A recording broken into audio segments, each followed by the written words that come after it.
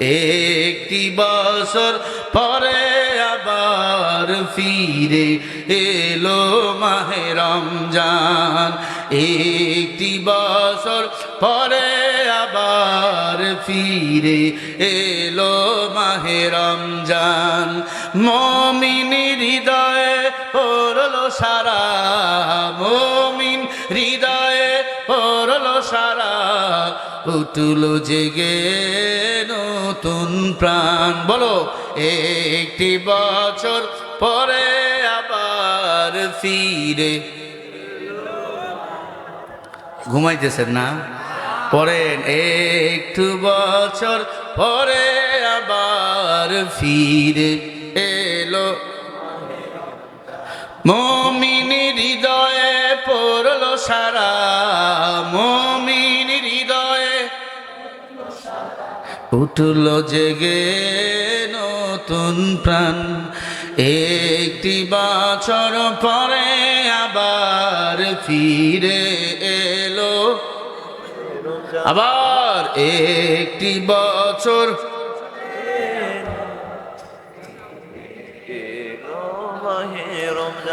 রোজা রাখবো তো? রমজানেরই রোজা পালন করো তুমি ওগো মেহমান। রোজা নিজের হাতে দিবেন খোদা, সিয়াম সাধনার পুরস্কার। রমজানের এই রোজা পালন কর তুমি ঈমানদার। একটি বছর পরে আবার ফিরে হয় না তো? একটি বছর পরে আবার ফিরে এলো। এই যে আসতেছে রমজান, কাঁদিতেছে শয়তান, হাসিতেছে ঈমানদার। শয়তান মানে মানুষ, শয়তান আছে না নাই? বাইজার তাগরি মাথায় দিছে, দাবি করে হাজী সাহেব রমজান মাসে রোজা রাখে না। কেন রাখো না? গ্যাস। এটা পাকা শয়তান। মাথায় পাগড়ি মাথায় দিয়ে ঘরে মানুষের বাড়ির মুরগি ছাপা করার জন্য। হাজী সাহেব হজ করছে, মানুষ দাওয়াত দিয়া খাওয়ায়, এজন্য রুমাল মাথায় দেয়। রোজা রাখে না, তারাবিও পড়ে না। আবার ফতুয়া দেয় তারাবি কয় রাকাত পড়ুম, 8 রাকাত না 20 রাকাত, আমি পড়ুমই না। এমন সুবিধাবাদী আছে না নাই? জোরে কোন আছে না নাই? ভাইরা আমার, রমজান রোজা রাখা হলো ফরজ। আল্লাহ বলেন, ইয়া আইয়ুহাল্লাযীনা আমানু কুতিবা আলাইকুমুস সিয়াম কামা কুতিবা আলাল্লাযীনা মিন ক্বাবলিকুম লাআল্লাকুম তাত্তাকুন। এই মুমিন, এই ইমানদাররা, আমি আল্লাহ তোমাদের উপর রোজা ফরজ করেছি, তোমাদের পূর্ববর্তী মানুষদের উপর আমি আল্লাহ রোজা ফরজ করেছি। কামা কুতিবা আলাল্লাযীনা মিন ক্বাবলিকুম, কেন? তোমরা যেন তাকওয়াবান হও, খোদাভীরু হও। তাকওয়া মানে আল্লাহর ভয়। নবী বলে আত-তাকওয়া হাহুনা, আত-তাকওয়া হাহুনা। যেই বান্দার অন্তরে আল্লাহর ভয় ঢুকে যাবে, যত রোদ আসুক না কেন, বাধা আসুক না কেন, রমজানের রোজা বান্দা ছেড়ে দিবে না। রমজানের রোজা যারা রাখে, আল্লাহ পাক বলেন, একটা কাক জন্ম থেকে মৃত্যু পর্যন্ত যতদূর পর্যন্ত উড়াতে পারে, প্রাণীদের মধ্যে সবচেয়ে হায়াত বেশি কাকের। কাক চেনেননি? কাউয়া। কাউয়া জন্ম থেকে মৃত্যু পর্যন্ত যতদূর পর্যন্ত উড়াতে পারে। একটা রোজা রাখলে আল্লাহ পাক রব্বুল আলামিন ওই বান্দার জন্য তত দূর জাহান্নামকে পিছিয়ে দেয়। আরো জোরে বলেন, ওয়া আনা আজুজি বিহি। আল্লাহ বলে, রোজাদার আমার, রোজা আমার, আমি আল্লাহ হব তার। রোজা যারা রাখবে আল্লাহ হবে তার, এবং রোজাদার হবে আমার আল্লাহর। এই রোজা রাখার দরকার আছে না নাই? সবাই বলেন, আছে না নাই? রমজান মাসে কোরআন খতম দিবেন, পারবো? বলেন না ইনশাআল্লাহ? কোরআন খতম দেওয়া লাগবে। খালি কোরআন খতম দিলে হবে না, কোরআন দিয়াই সমাজও চালাতে হবে। সামনে রমজান, আল্লাহর কোরআন খতম করা লাগবে, খতম তারাবি পড়া লাগবে। পারবো? আমার নবীজি কোরআন শরীফ খতম দিত রমজানে, কত খতম দিত হিসাব নাই। প্রতিদিন নবী কোরআন খতম দিত। আপনি আমি কোরআন খতম দেই কিন্তু কোরআন মানি না। মনে রাখবেন রমজান মাসে যুদ্ধ হয়েছে, ওই যুদ্ধের সেনাপতি ছিল আমার পয়গম্বর মুহাম্মদ রাসূলুল্লাহ। ও মুসলমান, রমজানের রোজা আল্লাহ ফরজ করে দিয়েছেন। নামাজ পড়া যেমন ফরজ, রোজা রাখাও তেমন ফরজ। মনে রাখবেন, 1 মাস রোজা যারা রাখবে, বাকি 11 মাস রোজা রাখলেও যে সওয়াব, সেই সওয়াব আল্লাহ বান্দার আমলনামায় দান করবে। বলেন না মারহাবা? আরো জোরে বলেন। কষ্ট দিচ্ছে আপনাদের? লাগতেছে কলিজায়? রোজার কথা বললে বেঈমানের গায়ে লেগে যায়। কিছু বেঈমান আছে দেখবেন, নামাজও পড়ে না, রোজাও রাখে না, ইফতারি খায়। কিরে ইফতারি খাও কেন? আল্লাহ পাক বলছে জান্নাত দেওয়ার জন্য ওসিলা খুঁজবে, হুজুররা বয়ান করছে। মাগরিবের নামাজ গত হয়ে যাওয়ার পরে ইফতারি খাও কেন? খাও। আল্লাহ যদি বলে নামাজ পড়ছো পড়ি নাই, রোজা রাখছো রাখি নাই, ইফতারি খাইছো, তখন বলবো আল্লাহ এটা সারি নাই, জন্মের মতো নামাজ বাদ দিয়ে খাইছি। এমন ধান্দাবাজ জোরে বলেন আছে না নাই? ও মুমিন, রমজানের রোজা যারা রাখে, আল্লাহ বলেন আমি আল্লাহ তার জীবনের 80 বছরের গুনাহ মাফ করিয়া দেই। একটা রোজা যদি ইচ্ছা করে কেউ ছাড়িয়া দেন, আল্লাহ রাব্বুল আলামিন বলে সারা জীবন রোজা রাখলেও ওই রোজার কাফারা হবে না। কথা কি বুঝাতে পারলাম? সজ্ঞানে সুস্থ শরীরে কেউ যদি ইচ্ছা করে রোজা, সমস্যা, রোজা ছাড়িয়ে দেয়, আল্লাহ পাক বলেন সারা বছর রোজা রাখলেও ওই রোজার কাফারা শেষ হবে না। তাহলে একটা রোজার মূল্য আছে না নাই? জোরে বলেন। রোজা রাখবো কয়টা? 29টা হলে 29টা, 30টা হলে আমরা দোয়া করে আল্লাহ 30টা রোজায় দান করে। আরো জোরে বলেন না? আরো জোরে বলেন আমিন। ভাইরা আমার, সাহাবা ইকরামদের ঈমান কত দামি ছিল। সাহাবা ইকরামরা রোজা বুঝি রাখে নাই? হ্যাঁ, ইফতারি খেয়েছে, সাহারিও খেয়েছে, খাই নাই? নামাজও পড়েছেন। সাহাবা ইকরাম তারাবি পড়েছেন 20 রাকাত। বলবেন হুজুর নবীও পড়ছে কয় রাকাত? নবীও পড়ছে 20 রাকাত, নবীও পড়েছে 8 রাকাত, নবীও পড়েছে 12 রাকাত। নবী 30 দিন তারাবি পড়ে নাই। 30 দিন যদি পড়তো এটা ফরজ হয়ে যাইতো, কারণ তারাবি নিয়ে ঘুরতে, কেউ কয় 8 রাকাত, কেউ কয় 20 রাকাত, কেউ কয় 12 রাকাত, আবার কেউ আছে পড়েই না। এই সামান্য সুন্নত বিষয় নিয়ে মসজিদ ভেঙে গেছে, আছে না নাই? আপনাকে পাবনায় নাই? আছে? ভাইরা আমার, সাহাবায়ে কেরাম তারাবি পড়েছেন। উমর নিজেই 20 রাকাত তারাবি জামাতের সাথে পড়েছেন, নিজেই খতম তারাবি পড়াইছেন উমর। উমরের চেয়ে আপনি দামি হয়ে গেছে। উমরের কথা মতো 3 জায়গায় আল্লাহ কুরআনুল কারীমের আয়াত নাযিল করছে। উমরের কথা একমত হইয়া সে উমর 20 রাকাত তারাবি পড়ছে, ওসমান 20 রাকাত পড়ছে, আলী 20 রাকাত পড়ছে, আবু বকর 20 রাকাত পড়ছে। কেন তুমি চুলকাও? নবী 20 রাকাত পড়ে নাই, কারণ নবীর বিষয় আলাদা, নবী পড়েন নাই। নবী যদি পড়তো এটা ফরজ হয়ে যেত। অতএব তারাবি নিয়ে কোনো প্রপাগান্ডা না। তোমার শরীর খারাপ, হুজুর আমি 8 রাকাত পড়বো, হবে। তুমি তারাবি না পড়লেও রোজা হবে। মনে রাখবেন, তারাবির সওয়াব আলাদা, রোজার সওয়াব আলাদা, সাহারি খাওয়ার সওয়াব আলাদা, ইফতারির সওয়াব আলাদা, মানুষকে খাওয়াবেন ওটা সব আলাদা। মনে থাকবে তো? জোরে বলেন না ইনশাআল্লাহ। সাহাবায়ে কেরাম সাহারি খেয়েছেন গাছের ছালে রস করে, গাছের ছাল ভিজে রাখছেন, নরম যখন হয়েছেন রস করে এটা খেয়েছেন। ইফতারি করেছেন একটা খেজুর দিয়ে, গাছের ছালে রস দিয়ে, এরপরে রোজা ছেড়ে দেয় নাই। সাহাবায়ে কেরাম রমজান মাস রোজা রাখছেন, কোনো খানা নাই, নবীর পেটে পাথর।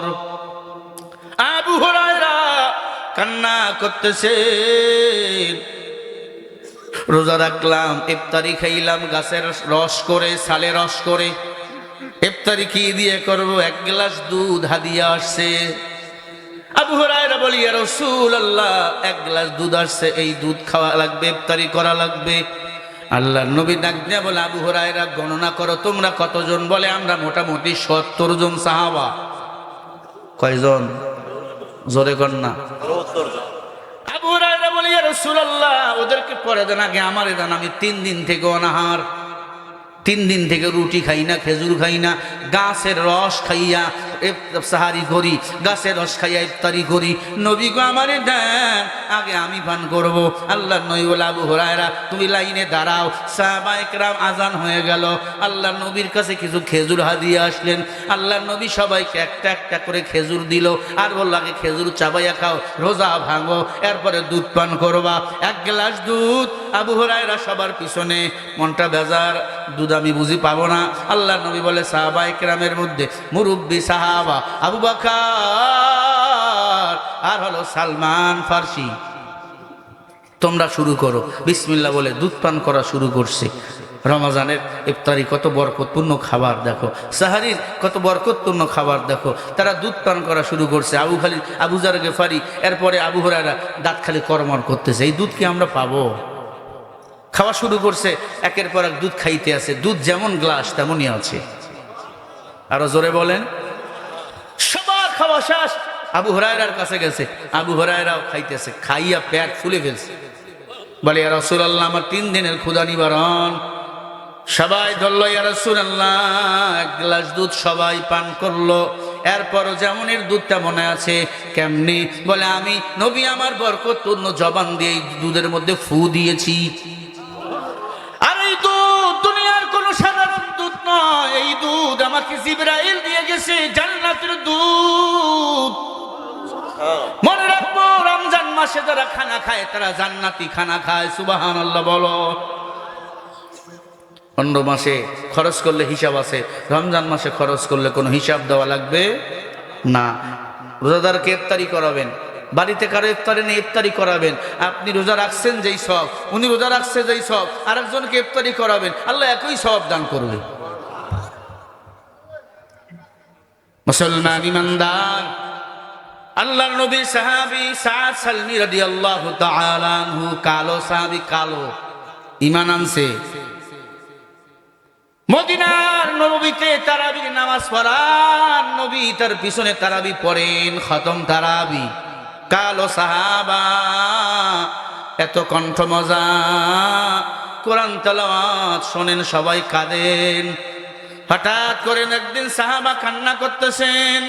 আল্লাহর হাবিব ডাক দিয়া বলে, তুমি কাঁদো কেন? ডাক দিয়া বলে, পয়গম্বর, আমি কাঁদি, আমার চেহারা কালো, দাঁতগুলা উঁচা উঁচা, নাকটা বোচানো, ঠোঁটগুলো বড় বড়, চুলগুলো মোটা মোটা, আমি বেটে সুন্দর না, আমার টাকা নাই, পয়সা নাই, আপনার বাড়িতে আগুন জ্বললে খাই, না হলে খাই না, আপনার চুলে রান্না হলে খাই, না হলে খাই না, কেউ তো আমাদের মাইয়া দেয় না, এই জন্য আমি কাঁদি রে পয়গম্বর।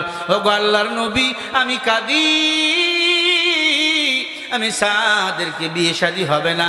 আল্লাহর নবী বলে, সাদ তুমি তো দামি মানুষ। বলে, সবাই না আমারে বকা দেয়, সবাই বলে আমি কালো। বলে, কালো সাদা মানুষ বানাইছেন আমার আল্লাহ। আলাম নাজআল্লাহু আইনাই ওয়া লিসানাও ওয়া শাফাতাইন। কালো সাদা, নাক কানের জায়গায় না, নাকের জায়গায় নাক, কানের জায়গায় কান, চোখের জায়গায় চোখ দান করছে কে? এজন্য মানুষকে অপছন্দ করা যাবে না।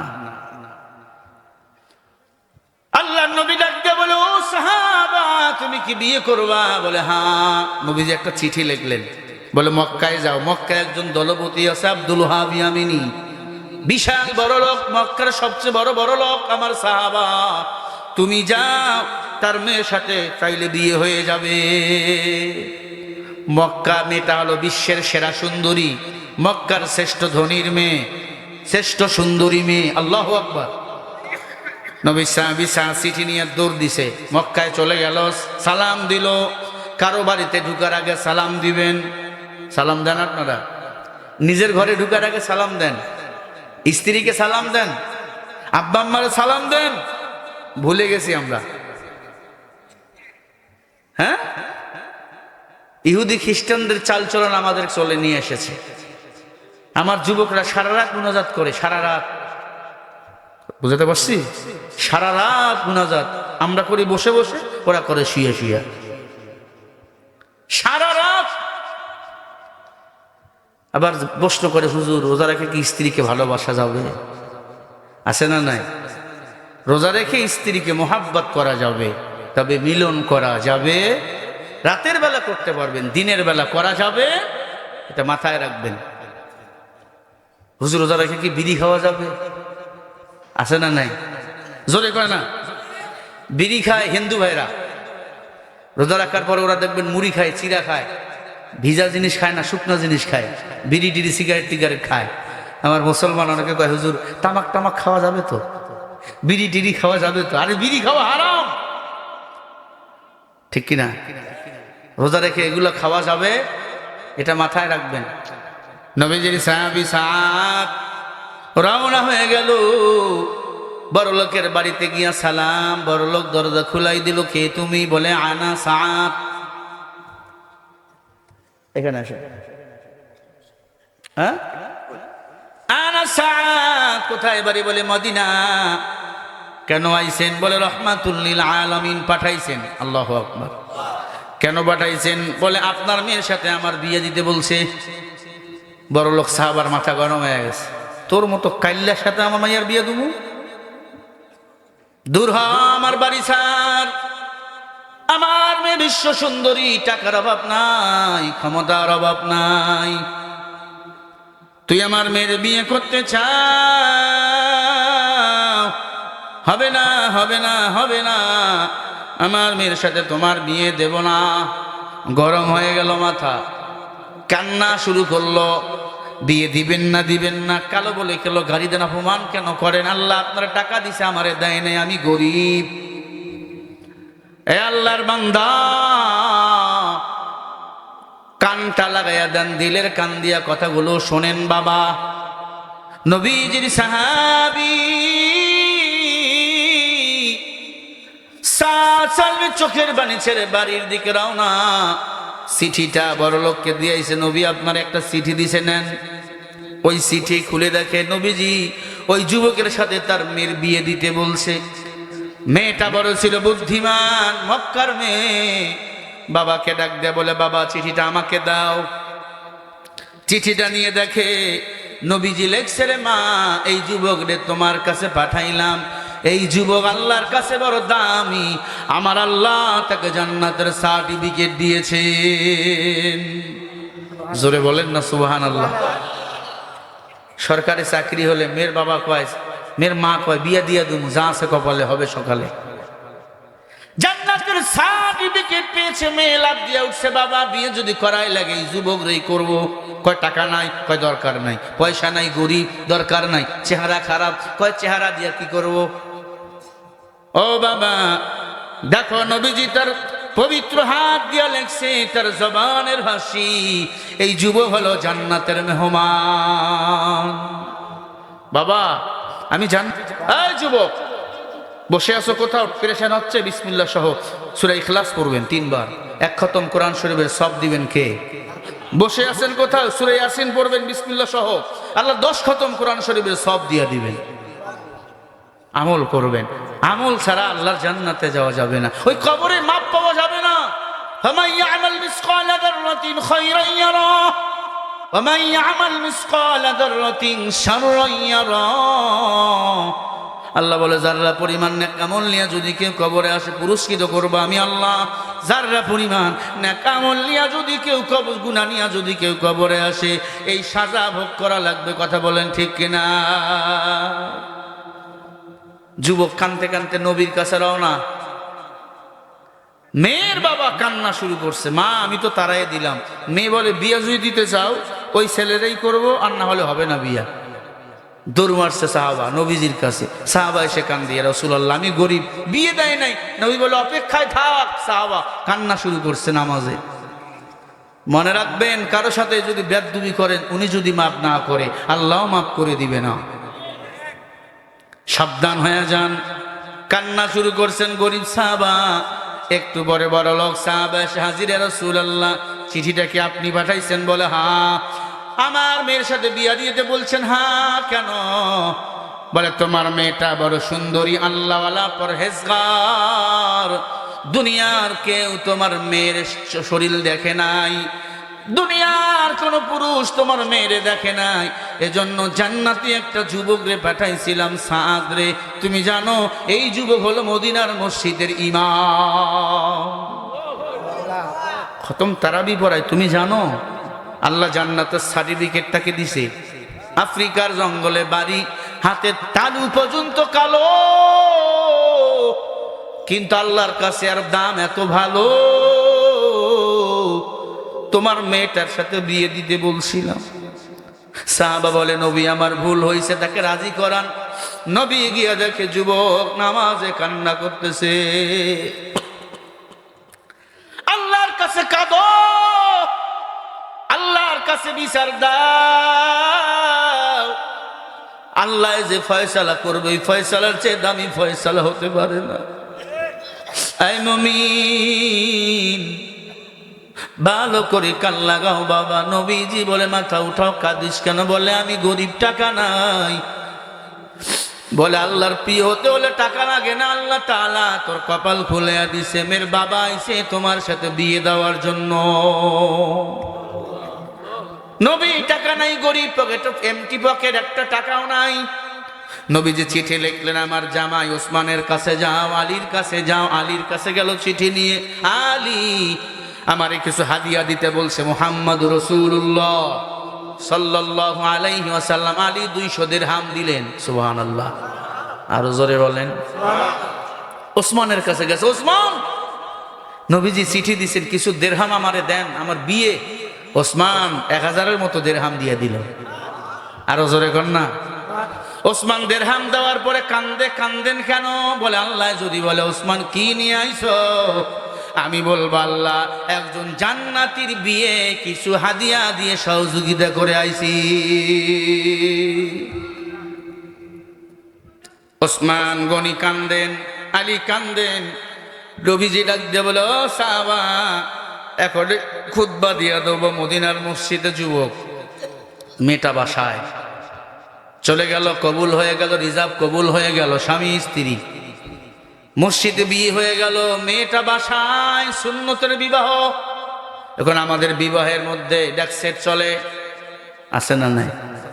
আমাদের বিবাহে গেট লাগাও, বাতি লাগাও, বক্স লাগাও, না হলে বিয়ে হবে না।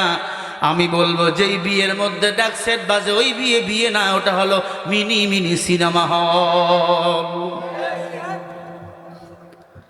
ও মুসলমান, ভালো করি শোনো।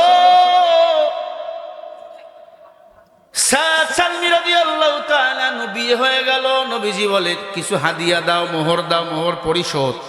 বিয়ে করলে মোহর পরিশোধ করতে হয়, কারণ মোহর যারা পরিশোধ না করে মরে যাবেন, কিয়ামতের ময়দানে জিনাকারের কাতারে তাদেরকে দাঁড় হওয়া লাগবে। কয়জন মোহর পরিশোধ করছেন? কয়জন? ইসলামের কথা বললে গায়ে লাগে না? মোহর পরিশোধ করবেন। মোহর পরিশোধ না করে মরে গেলে জিনাকারের কাতারে দাঁড় হওয়া লাগবে। একটা সমাজের রীতি আছে, স্বামী মারা গেছে, জোর করে কয় মাফ করে দে, মাফ করে দে। ওই বউ তো মন থেকে মাফ করে দেয় নাই। কি বলেন? জোর করে বলেন কেন? মুসলমান ইমানদার, নবীজির সাহাবী সাআদ চলে গেল মদিনার বাজারে, কিছু বাজার সদাই করলো, নতুন কাপড় কিনলো, একটা পাঞ্জাবি কিনলো। বাসার দিকে আসতেছেন, শ্বশুর বাড়ি যাবে মিষ্টি মান্ডা নিয়ে। হঠাৎ করে একজনে বলে হাইয়া আলাল জিহাদ, যুদ্ধের ময়দান কায়েম হয়ে গেছে। নবীজির সাহাবী শ্বশুর বাড়ি না যায় আবার মদিনার বাজারে দৌড়াইতেছেন। দোকানদারকে বলে এগুলো সব নাও, একটা তরবারি দাও, একটা ঘোড়া দাও, একটা ঢাল দাও, আর একটা কালো কাপড়ের রুমাল দাও, আমি আমার মুখোশ বাঁধবো। কিরে তোমার না বাসর রাত, তুমি না শ্বশুর বাড়ি যাবা? বলে আমার নবীকে বেঈমানরা মারছে, যুদ্ধের ময়দান কায়েম হয়ে গেছে, আমি কেমনে যাই? যুদ্ধের ময়দানে ঘোড়ায় চড়ে রওনা। সন্ধ্যাবেলা স্ত্রী খানা নিয়ে দাঁড়িয়ে রইছে, স্বামী আপনি না রোজা, ইফতারি করেন, দুইটা খেজুর মুখে দিয়া বলে বিবি বিদায়। স্ত্রী বলে স্বামী রে, আমি বিশ্ব সুন্দরী, মক্কার চেয়ে, মক্কার বুকে আমার চেয়ে সুন্দরী কেউ নাই, একটু তাকান, একটু আমাকে দেখেন। ডাক দিয়া বলে মায়া বাড়াবি না, আল্লাহ যদি চায় জান্নাতে দেখা হবে। এই বিবি আমার বিদায় দাও, আমার নবীর মোহাব্বত আমার কাছে আগে। মানে হাব্বা সুন্নতি ফাকাদ হাব্বানি, ওয়া হাব্বানি কানা মাই ফিল জান্নাহ। বিবি মায়া বাড়াবি না। ও মুসলমান, যুদ্ধের ময়দানে ঝাঁপিয়ে পড়লো নবীজির সাহাবী সাদ, কালো কাপড় বেঁধে। এই জমিনে আল্লামা সাইদি, মতিউর রহমান নিজামী, তারা বাতিলের কাছে মাথা নত করে নাই, কোরআনের জন্য শাহাদাতের মৃত্যুবরণ করেছে।